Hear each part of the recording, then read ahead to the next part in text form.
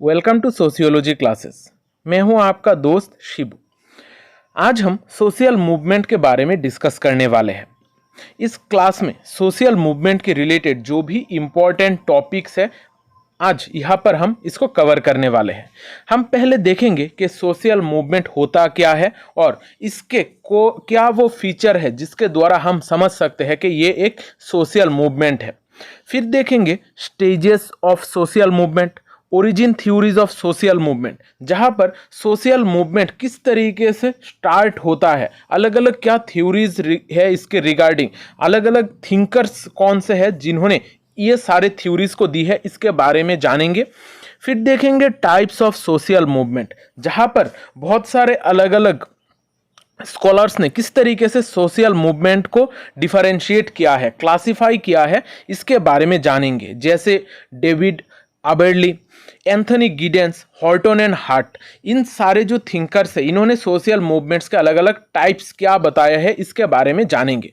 आज का ये क्लास इस वजह से इम्पोर्टेंट है क्योंकि यहाँ पर मैं बहुत सारे कॉन्सेप्ट को तो समझाऊंगा, साथ ही साथ इनके साथ रिलेटेड जो भी थिंकर्स है इनका भी नाम बताऊंगा। खासकर एमसीक्यू बेस्ड एग्जाम में ये सारी चीज़ें पूछी जाती है, कौन से थिंकर ने कौन से मूवमेंट के बारे में बात की है, कौन से थ्योरी का साथ कौन से थिंकर रिलेटेड है, ये सारी चीज़ें एग्जाम में पूछी जाती है। इस वजह से ये क्लास बहुत इंपॉर्टेंट होने वाली है आप लोगों के लिए। अगर आप मेरे क्लासेस में नए हैं तो चैनल को सब्सक्राइब कर लीजिएगा, क्योंकि इस चैनल पे आपको सोशियोलॉजी रिलेटेड बहुत सारे वीडियोस मिलेंगे। यहाँ पर बहुत सारे प्लेलिस्ट्स हैं, आप अपने पसंद के हिसाब से प्लेलिस्ट चूज करके स्टडी कर सकते हो, आपको चीज़ें ढूंढने में आसानी होगी।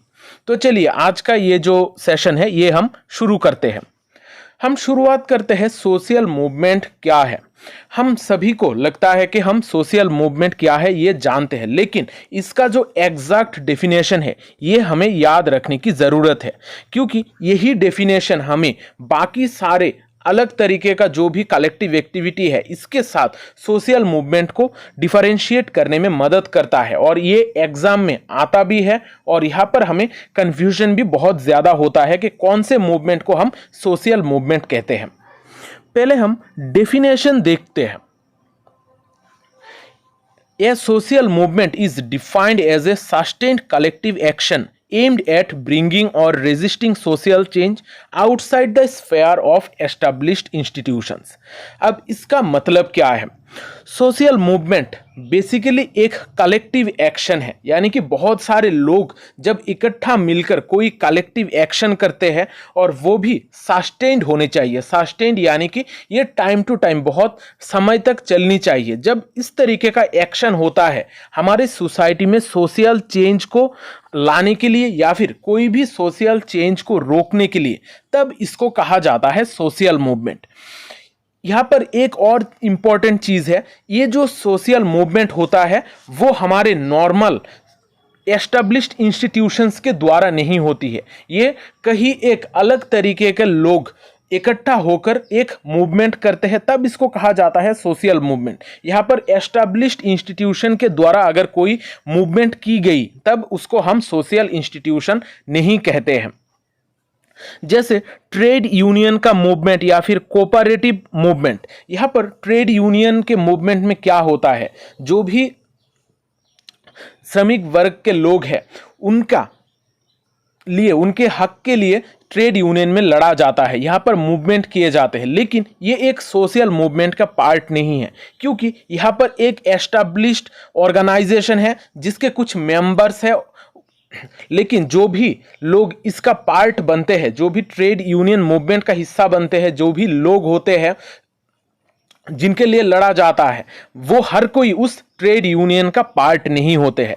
इस वजह से यहाँ पर सोशल मूवमेंट का एक इम्पॉर्टेंट चीज़ है जहाँ पर एस्टैब्लिश्ड इंस्टीट्यूशन नहीं हो सकता है। यहाँ पर एस्टैब्लिश्ड इंस्टीट्यूशन से बाहर जाकर जब कोई मूवमेंट किया जाता है तब उसको कहा जाता है सोशल मूवमेंट।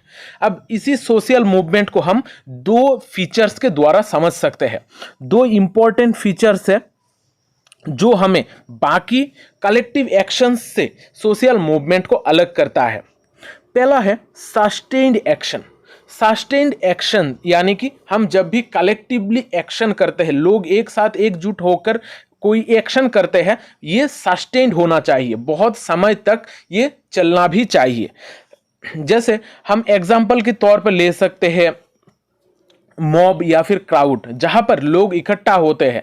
अगर कहीं पर किसी का एक्सीडेंट हो जाए तब लोग इकट्ठा होकर वहां पर उस सिचुएशन को संभालते हैं, या फिर कोई भी फेस्टिवल के दौरान लोग इकट्ठा होकर वहां पर सेलिब्रेट करते हैं। लेकिन ये सोशल मूवमेंट नहीं होते हैं, वहां पर कलेक्टिव एक्शन होता है, लोग इकट्ठा होकर कोई काम करते हैं, एक्शन करते हैं, लेकिन वहां पर वो सस्टेन्ड नहीं होता है, वो सोसाइटी में सोशल चेंज लाने के लिए नहीं होता है। इस वजह से जब हमारे सोसाइटी में सोशल चेंज लाने के लिए या फिर रेजिस्ट करने के लिए कोई भी सोशल चेंज को लोग एक साथ एक कलेक्टिव एक्शन करते हैं, वो सस्टेन्ड होता है, इसको कहते हैं हम सोशल मूवमेंट।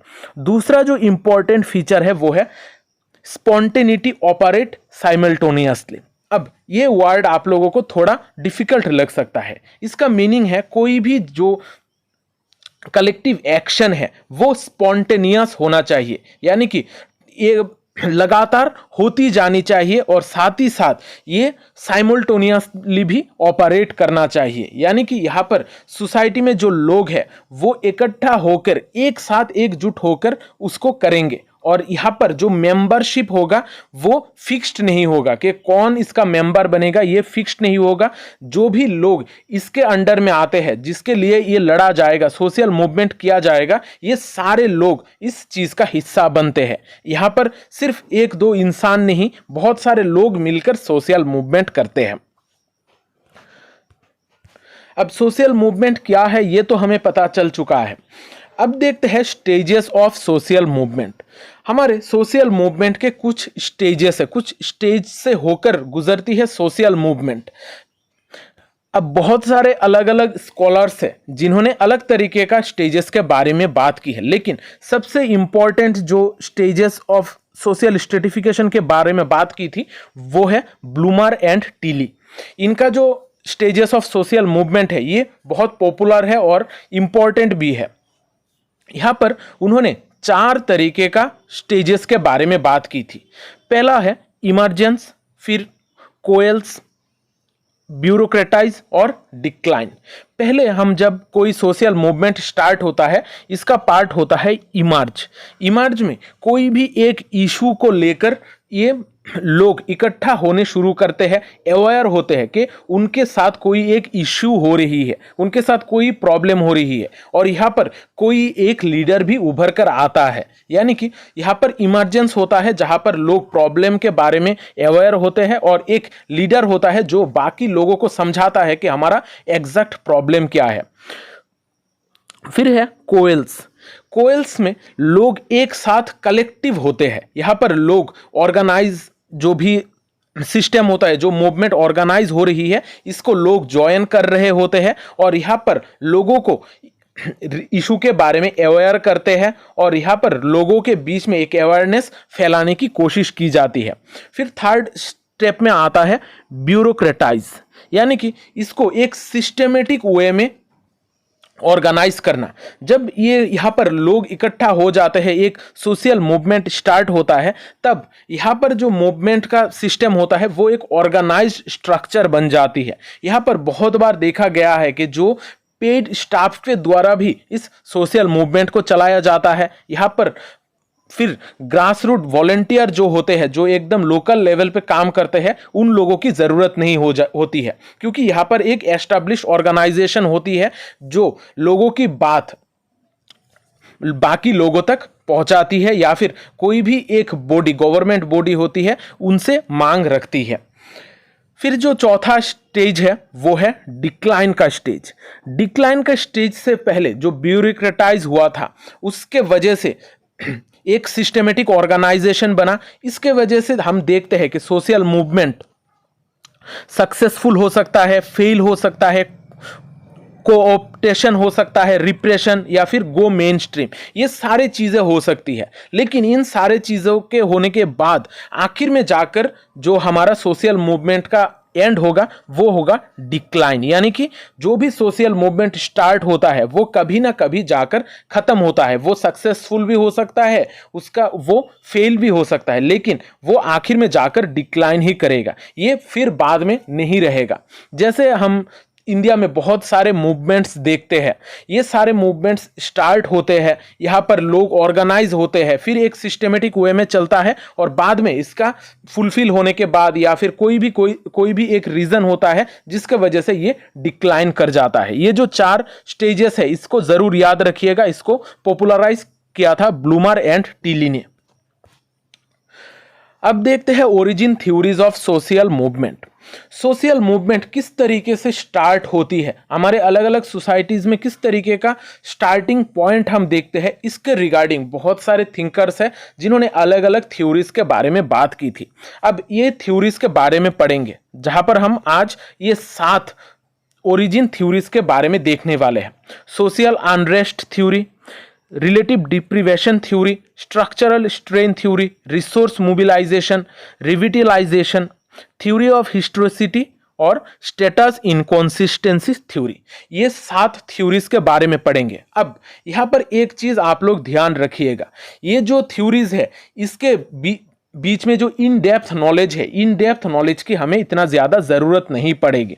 हम सिर्फ कौन से वो स्कॉलर है जिन्होंने ये थ्योरीज के बारे में बात की है वो देखेंगे और इस थ्योरी में मेन पॉइंट क्या है वो समझेंगे। यहां पर मैंने चीजें बहुत सारे नोट्स भी अटैच कर ली है, अगर आप लोग वो सारे नोट्स नहीं पढ़ना चाहते हो आप स्किप कर सकते हो, लेकिन सिर्फ जो नाम है, जिसका जो थिंकर इसके साथ अटैच है उसका नाम और साथ ही साथ इसका जो मेन पॉइंट है ये जरूर याद रखे चलिएगा। अब एक एक करके origin theories of social development के बारे में हम पढ़ते हैं। पहला थ्योरी है social unrest theory. Social unrest theory के बारे में बात की थी हर्बर्ट ब्लूमर ने।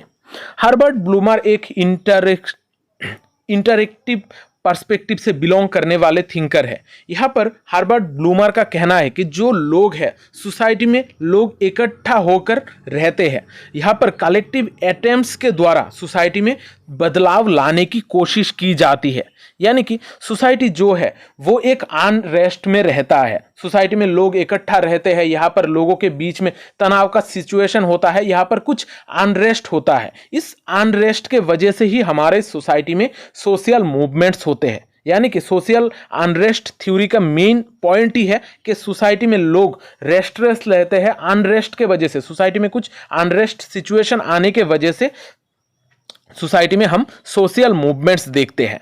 अब ये जो अनरेस्ट ये सोसाइटी के अंदर भी हो सकता है या फिर बाहर की किसी एक्टिविटी के वजह से भी ये सोशल अनरेस्ट हो सकता है।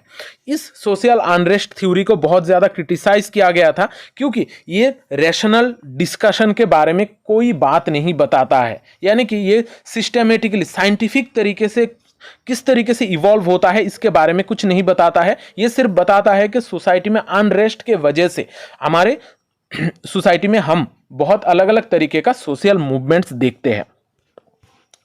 अब देखते हैं रिलेटिव डिप्रीवेशन थ्योरी। अब यहां पर डिप्रीवेशन का मतलब है कोई भी चीज को ना पाना, यानी कि कोई भी चीज से आपको दूर रखना। अब हम डिप्रीवेशन 2 तरीके का देखते हैं। हमने आर.के. मार्टन के क्लास में देखा है कि हम 2 तरीके का डिप्रीवेशन देख सकते हैं। एक है रिलेटिव डिप्रीवेशन, दूसरा है एब्सोल्यूट डिप्रीवेशन। एब्सोल्यूट डिप्रीवेशन में वो सारे लोग होते हैं जिनके पास कुछ नहीं है, रोटी कपड़ा मकान कुछ नहीं है, वो लोग है एब्सोल्यूट डिप्रीवेशन में, यानी कि उनके पास कुछ नहीं है। और दूसरे होते हैं रिलेटिव डिप्रीवेशन। रिलेटिव डिप्रीवेशन यानी कि जो लोग हैं वो बाकी दूसरे लोगों के मुकाबले अपने आप को डिप्राइव्ड फील करते हैं, जिनके पास चीज़ें तो है लेकिन बाकी दूसरे लोगों के मुकाबले उनके पास सही चीज़ें नहीं है, उनके पास रिसोर्सेस कम है, पैसे कम है, इसके वजह से वो अपने आप को डिप्राइव्ड फील करते हैं। अब रिलेटिव डिप्रीवेशन के एग्जाम्पल में हम देख सकते हैं कि जो एक बच्चा होता है, उसके पास साइकिल होता है, वो चाहता है कि उसके पास एक बाइक हो, यानी कि वो डिप्राइव्ड फील करता है क्योंकि उसके पास बाइक नहीं है। लेकिन जो साइकिल वाला इंसान है, उससे भी नीचे के लोग हैं, उनके पास, जिनके पास कोई साइकिल भी नहीं है। यहाँ पर रिलेटिव डिप्रीवेशन यानी कि दूसरों के मुकाबले खुद को डिप्राइव्ड फील करना। अब यही रिलेटिव डिप्रीवेशन थ्योरी को दिया था सैमुअल स्टोफर ने। उन्होंने ये रिलेटिव डिप्रीवेशन थ्योरी को डेवलप किया था। यहाँ पर हम एग्जाम्पल के तौर पर देख सकते हैं बाबर खालसा मूवमेंट, जहां पर रिलेटिव डिप्रीवेशन के वजह से ये मूवमेंट हुआ था। अब देखते हैं structural strain theory. Structural strain theory को दिया था नील स्मेल्सर ने। ये एक स्ट्रक्चरल फंक्शनलिस्ट पर्सपेक्टिव है हमारी सोशल मूवमेंट को देखने के लिए। यहाँ पर हम सोसाइटी में देखते हैं कि सोसाइटी का एक एग्जैक्ट स्ट्रक्चर होता है, इसके कुछ फंक्शन होते हैं।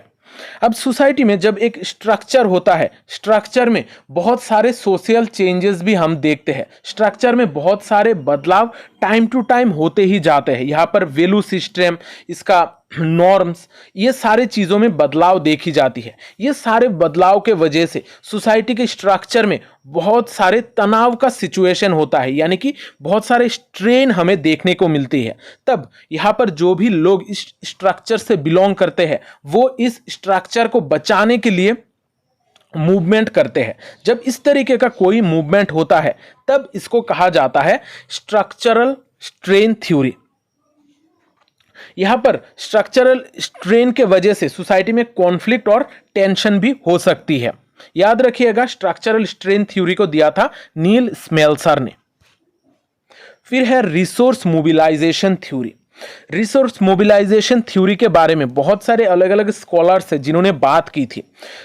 रिसोर्स मोबिलाइजेशन थ्योरी एक ऐसा थ्योरी है जहां पर रिसोर्स के ऊपर फोकस किया जाता है। जो भी हमारे सोसाइटी में रिसोर्सेस है, हमारे पास जो भी टाइम है या फिर पैसा है, इसके वजह से हमारा सोशल मूवमेंट्स होते हैं। ये थ्योरी कहता है कि जो भी सोशल मूवमेंट है, इसको स्टार्ट करने के लिए लोगों को सपोर्ट की ज़रूरत है। कोई भी गोल को अचीव करने के लिए कुछ सपोर्ट की ज़रूरत है, कुछ रिसोर्सेस की ज़रूरत है, जैसे ह्यूमन रिसोर्स हो सकता है, इकोनॉमिक रिसोर्स, या फिर कोई डोनेशन के ज़रिए कोई चीज़ें, ये सारे रिसोर्सेस की ज़रूरत होती है। जब ये सारे रिसोर्सेस को हम मोबिलाइज कर सकते हैं, जब ये सारे रिसोर्स एक साथ इकट्ठा आते हैं, तभी हमारे सोसाइटी में सोशल मूवमेंट्स होते हैं। सोशल मूवमेंट्स के लिए सिर्फ सोशल अनरेस्ट से नहीं होगा या फिर सिर्फ स्ट्रेस से नहीं होगा। यहाँ पर रिसोर्स के मोबिलाइजेशन की बहुत ज़्यादा ज़रूरत है। इस रिसोर्स मोबिलाइजेशन के बारे में बात की थी टीली ने, साथ ही साथ मैकार्थी एंड जाल ने भी इस रिसोर्स मोबिलाइजेशन थ्योरी के बारे में बात की थी। अब देखते हैं रिविटलाइजेशन थ्योरी।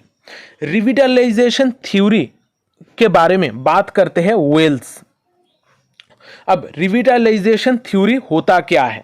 यहाँ पर हम जब सोसाइटी में रहते हैं, सोसाइटी में बहुत सारे ऐसे प्रैक्टिसेस होती है जो हमारे सोसाइटी बचा के रखनी चाहती है, यानी कि सोसाइटी में जो बदलाव है उसको रेजिस्ट करने की कोशिश करती है। यहाँ पर हम देखते हैं कि इंडिया में कास्ट सिस्टम को बचाए रखने के लिए बहुत सारे मूवमेंट्स हुई थी।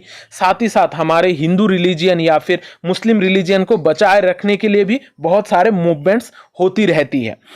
इस तरीके का जो मूवमेंट है, इसको हम कहते हैं रिविटलाइजेशन थ्योरी, जहां पर एग्जिस्टिंग सिस्टम को बचाए रखने की कोशिश की जाती है। क्योंकि सोसाइटी में बहुत सारे चेंजेस आ रही है, लेकिन ये जो सिस्टम है इसको बचाए रखने के लिए बाकी सारे लोग मिलकर मूवमेंट कहते हैं। इसको कहा जाता है रिविटलाइजेशन थ्योरी। इसको हम पॉजिटिव मूवमेंट भी कहते हैं। अब देखते हैं थ्योरी ऑफ हिस्टोरिसिटी।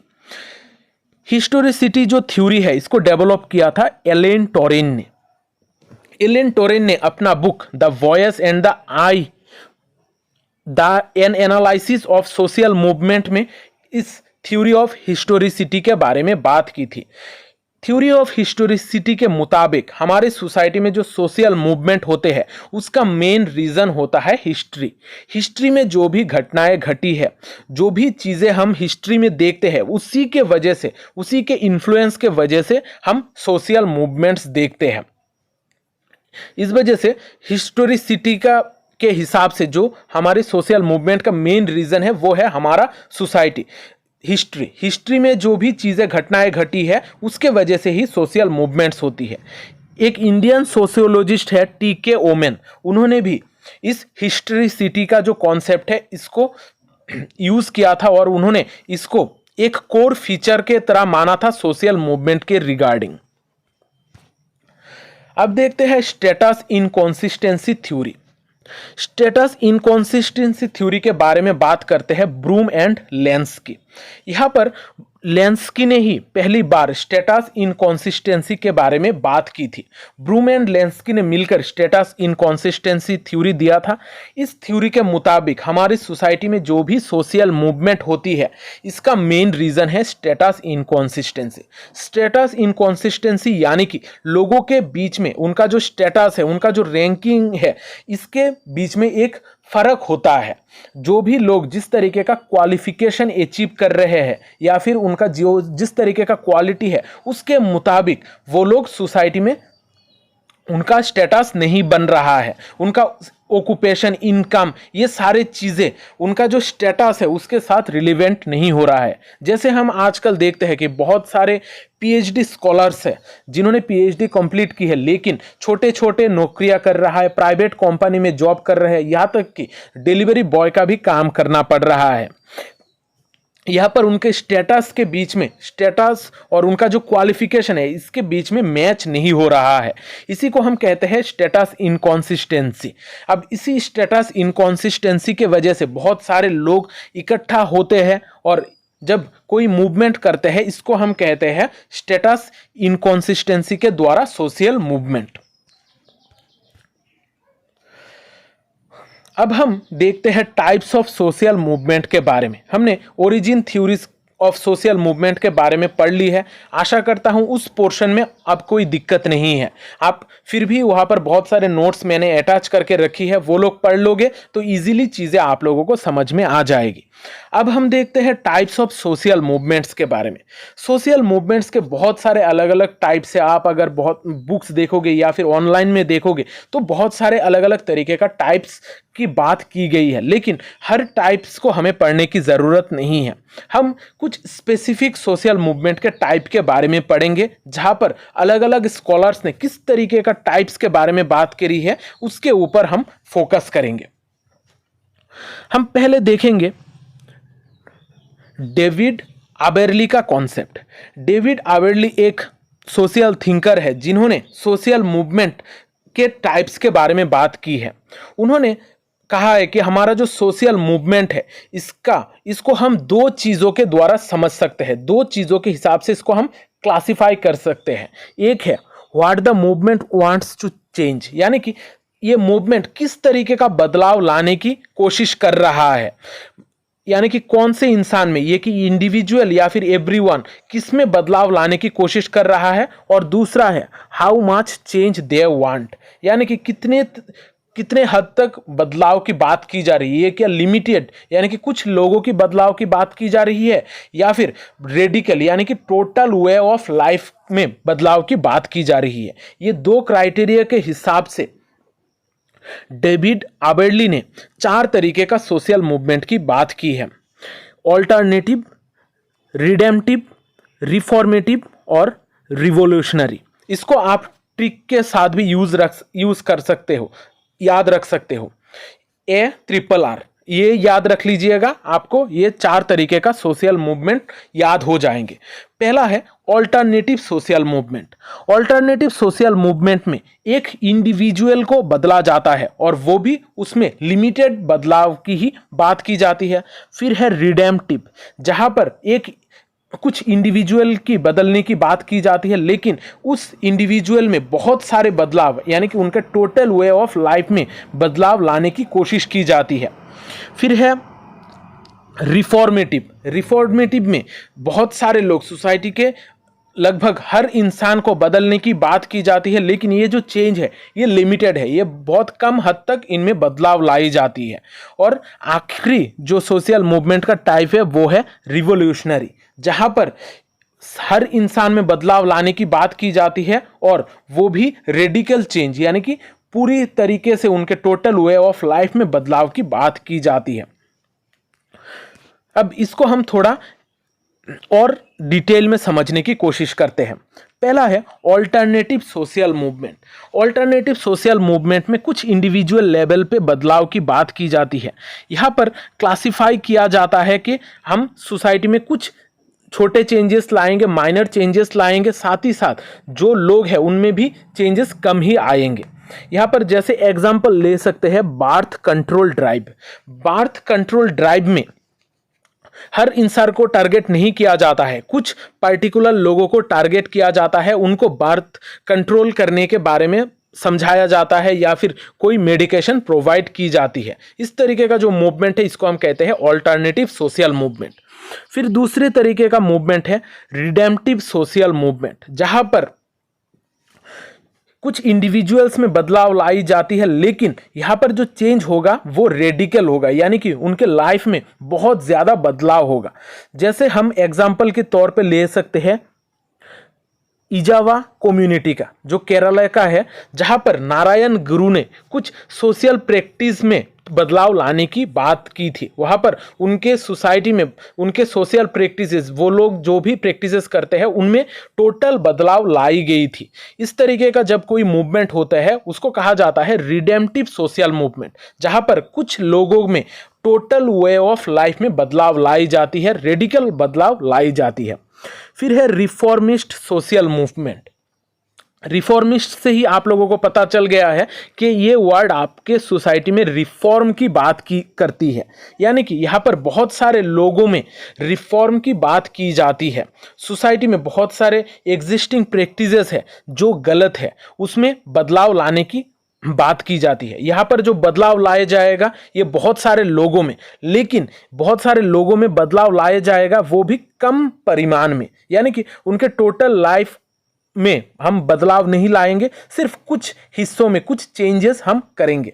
जैसे हम देखते हैं ब्राह्मो समाज जो रिफॉर्म लाने की कोशिश करता है। फिर हम देखते हैं सती प्रैक्टिस का एवोल्यूशन, विडो रीमैरेज, ये सारे रिफॉर्मिस्ट सोशल मूवमेंट है, जहां पर सोसाइटी में कुछ हद तक रिफॉर्म लाने की बात की जाती है। कुछ सोशल प्रैक्टिसेस है, कल्चरल प्रैक्टिसेस है जिसमें बदलाव लाई जाती है।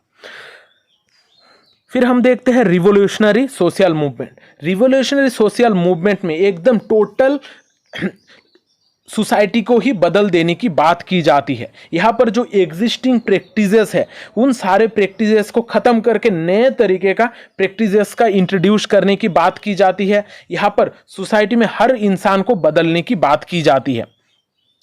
जैसे रिवोल्यूशनरी सोशल मूवमेंट में हम देखते हैं रशिया में जो मूवमेंट हुआ था सोशलिस्ट मूवमेंट, वहाँ पर हर इंसान के लाइफ को बदलने की बात की गई थी। फिर हम देखते हैं फ्रेंच रिवॉल्यूशन।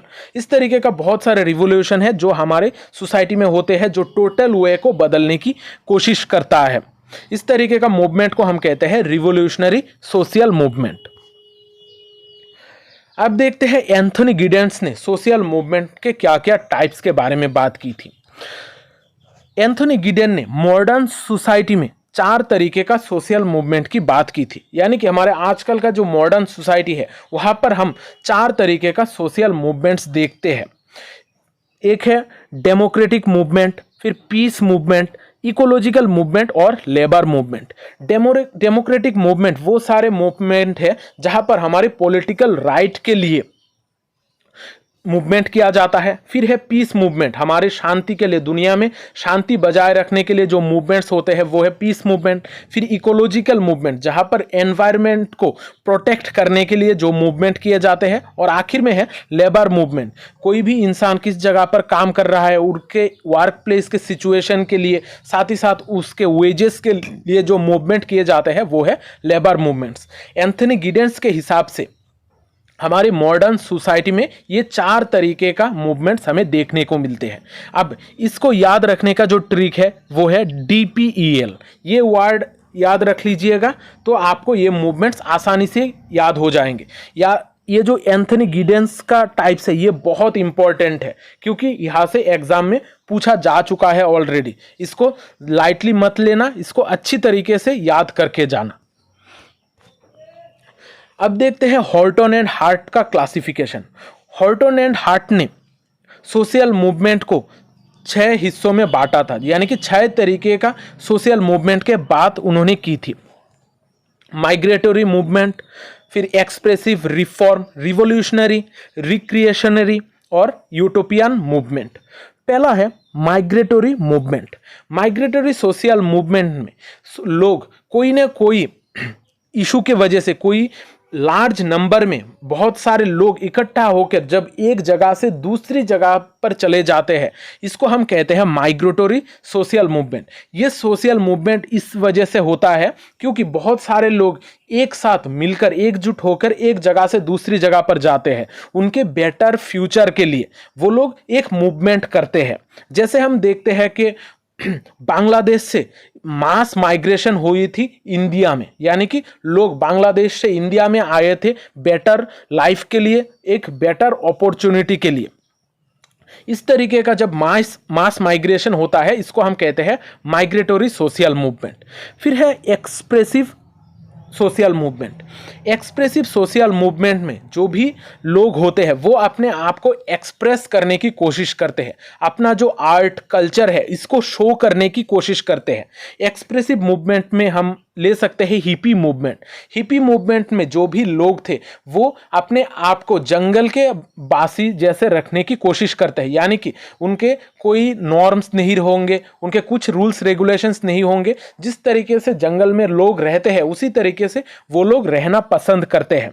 इस तरीके का मूवमेंट को कहा गया था हिपी मूवमेंट। ये एक एक्सप्रेसिव मूवमेंट है क्योंकि लोग अपने आप को एक्सप्रेस कर रहे थे। उनका जो इमोशन है, फीलिंग है, उनका जो टेस्ट है आर्ट और कल्चर को लेके, ये सारी चीजें वो लोग एक्सप्रेस कर रहे थे। फिर है रिफॉर्म मूवमेंट। रिफॉर्म मूवमेंट में हमारी सोसाइटी को रिफॉर्म किया जाता है। हमारा सोसाइटी को कंप्लीटली नहीं, यहाँ पर पार्शियली ट्रांसफॉर्म किया जाता है, यानी कि सोसाइटी के कुछ हिस्से होते हैं, सोसाइटी के कुछ पार्ट्स में चेंज लाने की कोशिश की जाती है। जैसे abolition of Sati, window remarriage, ये सारी चीजें हैं हमारा रिफॉर्म मूवमेंट, जहां पर कुछ पार्ट में बदलाव लाने की बात की गई थी। फिर हम देखते हैं रिवोल्यूशनरी मूवमेंट, जिसका मेन एम होता है सोशल ऑर्डर को ही चेंज कर देना, यानी कि टोटल जो सोसाइटी है उसको ही बदल देना। जैसे हम देखते हैं फ्रेंच रिवोल्यूशन, रशियन रिवोल्यूशन, ये सारे रिवोल्यूशनरी सोशल मूवमेंट है। फिर है रिएक्शनरी और रिग्रेसिव मूवमेंट। रिएक्शनरी या फिर रिग्रेसिव मूवमेंट जो है ये हमें वापस पुराने ज़माने में लाने की बात करता है। यहाँ पर हमारा जो क्लॉक है उसको पहले के टाइम पर पुटिंग द क्लॉक बैक, यानी कि पुराने ज़माने के वक्त में ले जाने की बात की जाती है। यहाँ पर जो लोग होते हैं, जो सोशल मूवमेंट करने वाले लोग होते हैं, वो मानते हैं कि सोसाइटी में जो भी प्रैक्टिसेस हो रही है वो गलत हो रही है। हम आजकल जो भी चीज़ें फॉलो कर रहे हैं वो गलत है, हमें वापस पुराने ज़माने में जाने चाहिए, वहाँ के जो तौर तरीके हैं उनको हमें अपनाना चाहिए। इस तरीके का जो मूवमेंट है इसको हम रिएक्शनरी मूवमेंट कहते हैं। जैसे ब्राह्मण समाज का मूवमेंट है, आर्य समाज का मूवमेंट है, जहाँ पर हमारे सोसाइटी को पुराने ज़माने के तौर तरीके को फॉलो करने की बात की जाती है। फिर जो आखिरी सोशल मूवमेंट का टाइप है वो है utopian social movement. Utopian social movement एक ऐसा मूवमेंट है जहां पर एक आइडियल सोसाइटी का इमेजिन किया जाता है, यानी कि सोसाइटी में हर चीज़ सही करने की कोशिश की जाती है। इस मूवमेंट के जो भी लोग इस तरीके का मूवमेंट करते हैं वो लोग समझते हैं कि सोसाइटी को एक हम आइडियल स्टेट में ले जाएंगे, एक परफेक्ट सोसाइटी बनाएंगे। जैसे हमारे यहाँ पर राम राज्य का कॉन्सेप्ट है, यानी कि एक ऐसा आइडियल सोसाइटी बनाने की बात की जाती है। ये एक यूटोपियन मूवमेंट है, यानी कि एक काल्पनिक मूवमेंट है, ये वास्तव में नहीं हो सकती है। इसी तरीके से हम देखते हैं वुदान मूवमेंट,